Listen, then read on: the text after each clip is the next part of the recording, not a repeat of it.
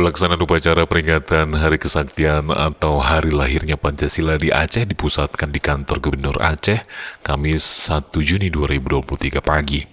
Upacara tersebut dipimpin oleh Asisten Administrasi Umum Sekda Aceh, Iskandar, dan dihadiri oleh Forkopimda Aceh.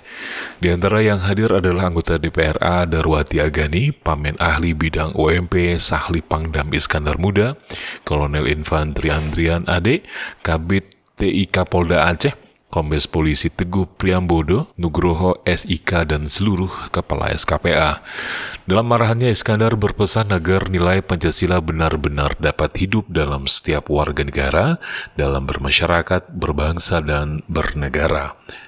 Iskandar menjelaskan globalisasi dan interaksi antar belahan dunia membuat Indonesia harus waspada terhadap meningkatnya rivalitas dan kompetisi, termasuk rivalitas antar pandangan, rivalitas antar nilai-nilai, dan rivalitas antar ideologi. Dalam kesempatan itu, Iskandar juga mengajak seluruh aparat pemerintahan, tokoh agama, tokoh masyarakat, para pendidik, kaum profesional, generasi muda Indonesia, dan seluruh masyarakat untuk bersatu padu dan bergerak aktif memperkokoh nilai-nilai Pancasila dalam mewujudkan Indonesia maju yang kita cita-citakan. Apalagi saat ini situasi di negeri sedang cukup hangat sehubungan dengan pelaksanaan pemilu dan pilkada yang berlangsung mulai awal tahun depan.